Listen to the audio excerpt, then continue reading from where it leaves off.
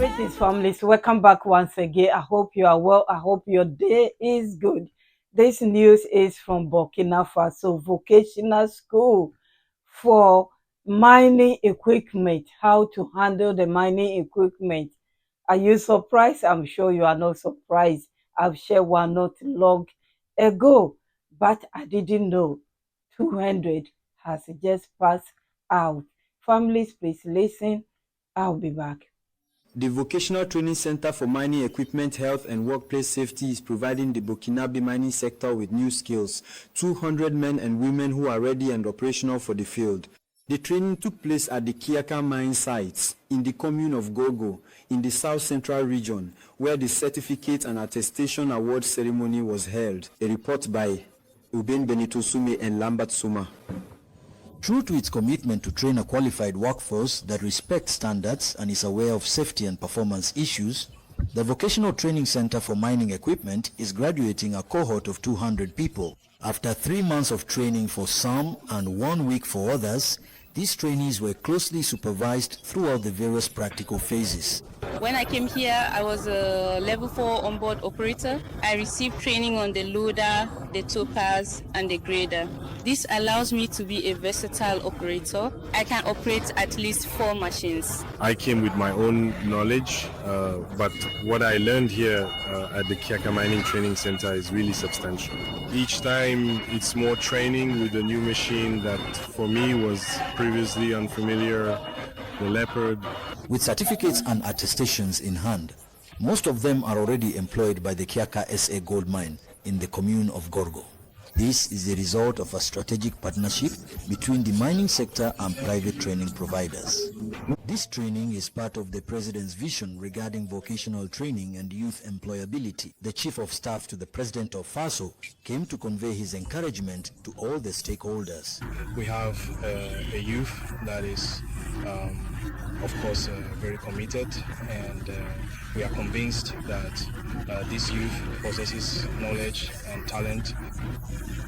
Coming here is also a way to show the importance we place on this vision, which is to give vocational training a place of honor. We were able to have all the leaders here witness the full extent of our Burkinabe talent. The guests were treated to a guided tour of the Kiaka SA gold mine.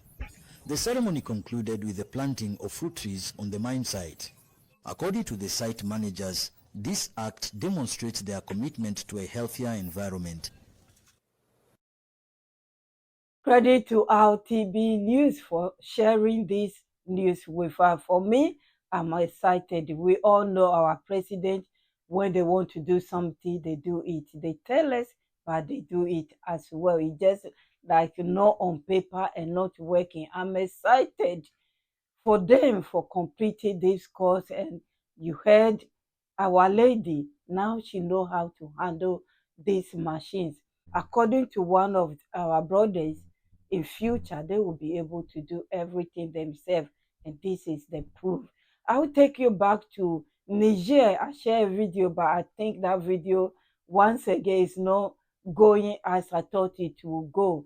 They have taken over, as Mali has also taken over their gold and mining industries and all, but they took us to the uranium company site.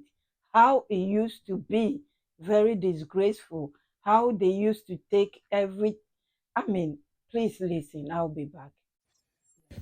Niger's sovereignty over its underground resources is a principle deeply valued by the President of the Republic, Head of State, General Abdurrahman Tiani.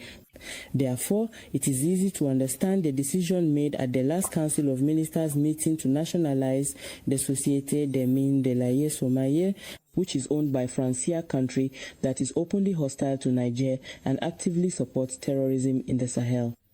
This is a commentary by Abdoulaye Coulibaly and Musa Mamane Magaji.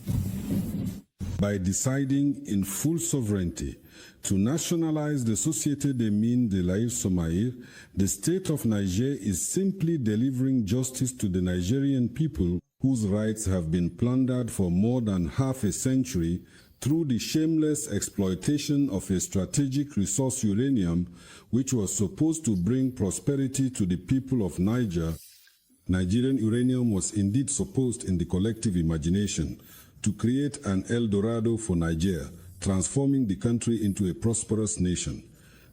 But the reality has been more complex, as uranium mining has left the population in poverty, and for years the country has been vulnerable to global price fluctuations and dependent on exporting its uranium, which in truth largely benefits France, where 1 out of every 3 light bulbs is powered thanks to Niger's uranium.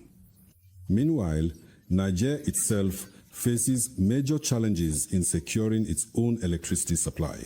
Furthermore, uranium extraction has had devastating environmental consequences, particularly for Niger's wildlife, plant life, and water resources.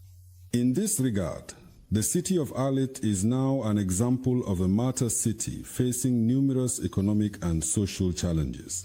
Its airfield, for example, which is supposed to be one of the most important in the country, has not received any major investment from the French mining companies, nor has the RTAT so-called uranium road, which for many years has never received the slightest attention from these same companies.